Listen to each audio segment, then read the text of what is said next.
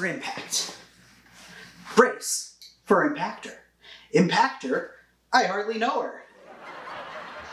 No, I'm kidding. I know Impactor. Well, I know of Impactor. At least as much as I can know without Chris McFeely doing a basics video on him. I've been a Transformers fan for a long time, but I must confess, my biggest area of weakness is my knowledge of the comics. I'm strictly a cartoon guy. Nothing against the comics, I just find the cartoons a bit more accessible. And Impactor here was introduced in the comics as the leader of the Wreckers. Wrecker? I hardly know her. What? I already did that joke? Sorry. So, a while back, Hasbro started doing these fan polls. They started out letting us fans actually design new characters, and that led to some really interesting Transformers, such as Windblade, or the Combiner Victorion here.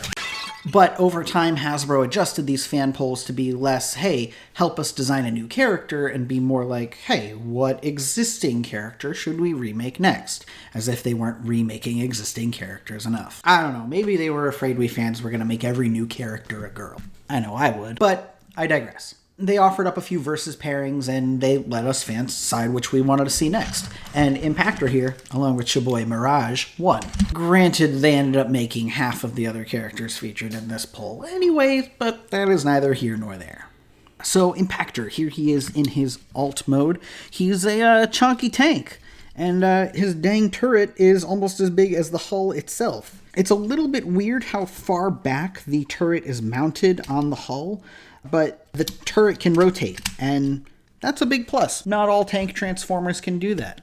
I'm looking at you, Combiner Wars Brawl, and Titans Return Hardhead, and half of Overlord. Down below, there is no real articulation to speak of, but that's not that surprising. He's a tank.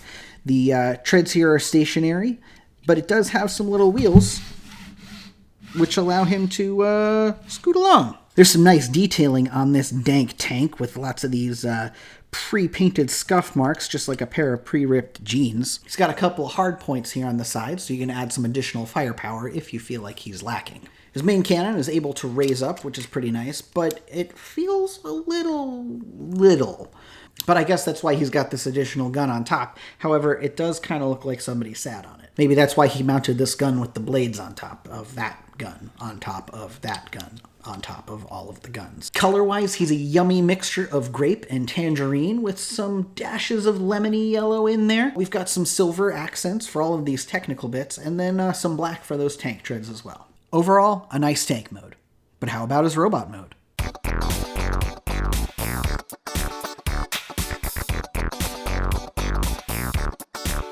Hold up. Look at this silly tank turret on legs. Virus code name, Metal Gear.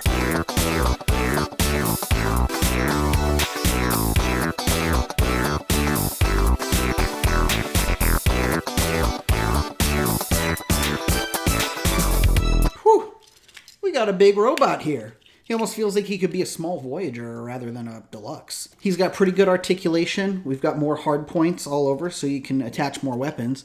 That main tank cannon is now his rifle. And while he can't have both of his hands, you can also attach this little hook hand thing to his hook hand. Bring me Peter Pan! On his shoulder, we have that smushed cannon I was talking about earlier. It does look neat, but it kind of gives him a pretty significant blind spot. It would be nice if this cannon was mounted on some kind of a ball joint, or at least placed a little bit out of the way and not just constantly, blocking off half of his face. No new colors are exposed except for red eyes. This guy looks an awful lot like a Decepticon. And his tiny Autobot logo is even filled in purple. And he was paired up fighting Mirage. I'm confused. Is this guy supposed to be a good guy or a bad guy? Like and comment and subscribe if you know if he's supposed to be a good guy or a bad guy. Points dinged though, because Impactor does have these significant gaps in his legs. I understand Hasbro does this as a cost-cutting measure, but they're left wide open there and they don't really service the transformation in any way. It kind of hurts the figure overall. Some third parties do offer up solutions to this, but a little fun fact about old Boomer, I have a 3D printer. Unfortunately, I found a design that can help solve this little problem. Cue 3D printing montage.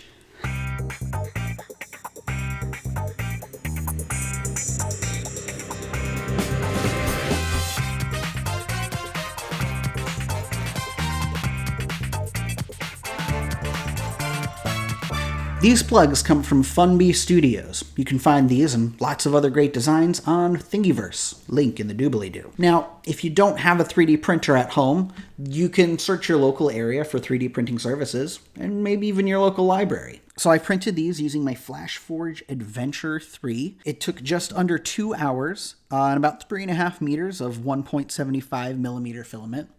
Let's pop them in and see how they look.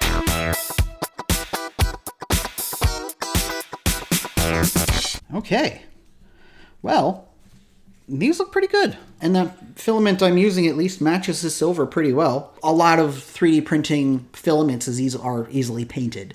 So if you're not too keen on whatever color you have on hand, you can always paint them to look like something else. These also go in pretty flush with the leg, so they won't interfere with his transformation. And Funbie Studios even put little 5mm pegs on those, so who knows what extra things you could connect.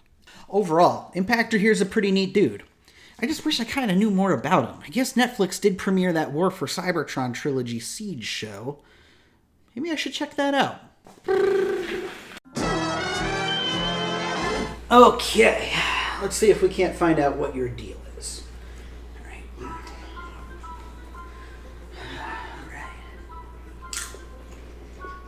Oh, okay. I guess he is a Decepticon. Sure is a lot different than Cybertron out here. Well, starting to look like he's going to change sides. That's cool. I like a dynamic character. And he's dead. Thanks for watching. Were you stoked to see Impactor finally get his own mold? Sound off in the comments below. If you like this and want more content from me involving toys, video games, and other creative things, be sure to like and subscribe. Until next time, brace for impact.